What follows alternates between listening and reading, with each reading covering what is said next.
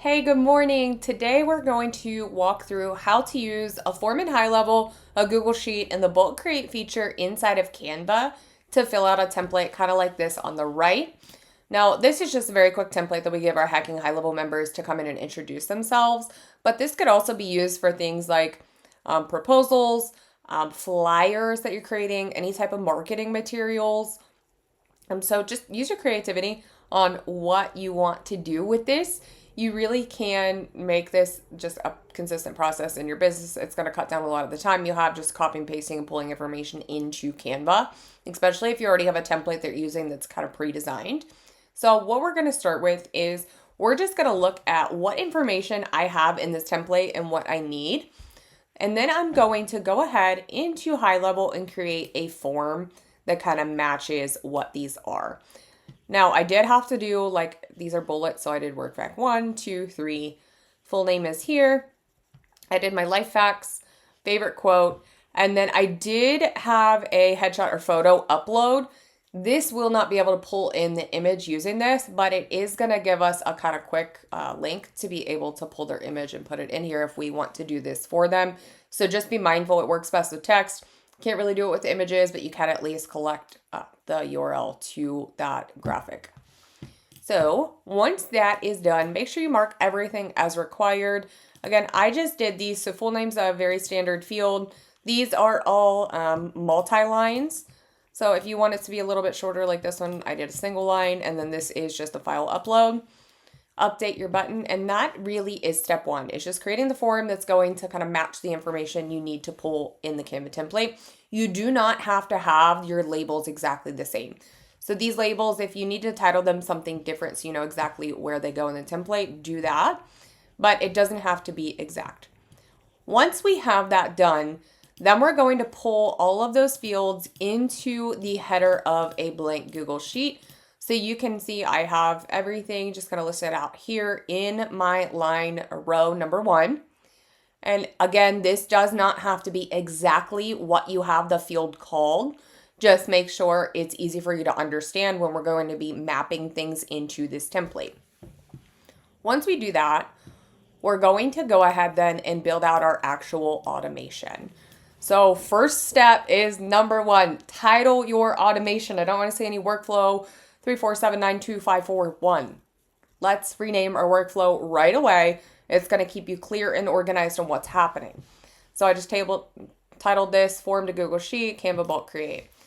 Our trigger is going to be a form submitted. I'm going to make this bigger for the time being. And then we're going to filter for that form we just created. I named mine HHL intro bulk create form. And then we're going to title the trigger with what the form is. I know a lot of people like to skip this step. They don't like to title their triggers and their actions further. I'm begging you to please take the extra time.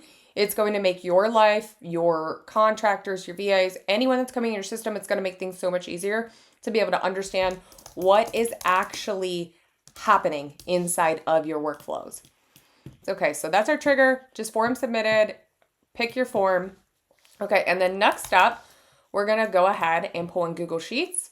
Now keep in mind, this is a premium action. So please be aware of that when you're using it. There is a cost per execution, or if you have the goodness gracious, the workflow. Okay, you understand what I'm trying to say.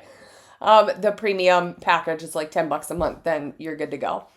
So I'm just going to do Canva bulk create. And then we're going to do create a spreadsheet row. Go ahead, select whatever account. Do this, search for your spreadsheet. HTML intro to Canva bulk create. I try and keep my naming conventions pretty consistent across the board. That way everything's super clear. Sheet 1 is just going to be that initial tab that you have. Then we're going to start with whatever our first column is and end with whatever our last column is. So full name is going to be a standard field, so we'll just come into contact full name. This is where you're kind of mapping out what is actually happening. Okay, so this is going to be work fac 1, I tried to do this a different way, you can see. So that's what that is. I didn't delete that field yet. Work fac 3, whoops. Same thing with life. Now, one thing about searching your custom values that throws me off sometimes is that you do have to search by the exact first word. It's not going to come up if you just type in, like if I would type in quote here, it's not going to actually pop up. So I'm just going to defer back to my form. There it says my favorite quote. So I have to search with my, or it's not going to actually appear for me. And then I know this one, I did headshot or photo. Okay. Then we'll just go ahead and save. So that is going to be step one. Again, make sure you're retitling this. From there, that's honestly all we really need to do. I'm going to take it a step further and go ahead and set an internal notification. Form submitted, update Canva template. Okay, and let's just go ahead and say this is a notification. What would actually probably make more sense here is me to actually just put it in Asana, but for this purpose, because I don't know what software you're using, we're going to go ahead and do it just like this. A new form has been submitted. Intro form has been submitted. Okay. Please update the Canva template and post. Okay, so we're just going to do that for now. Check the field. Oh, okay. We'll go to the contacts. I'm just going to do all users for the purpose of this. Go ahead and save. And then we are going to publish. And just a second, I'm going to go back, actually fill out the form so you can kind of see how it populates and how we're actually going to pull that into Canva. Okay, so we have the form filled out. I'm going to go ahead and submit. Actually, I didn't do anything fancy here, so I'm just going to say thanks so much for your submission. Maybe. Okay, there it is. Now, when I come back over here, I'm going to go ahead and give it a little refresh. Maybe give it another refresh. Give the automation a second to kind of work.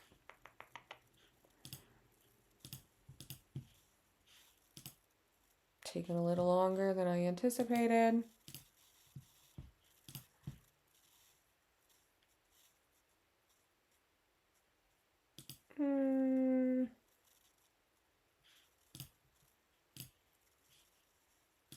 One second.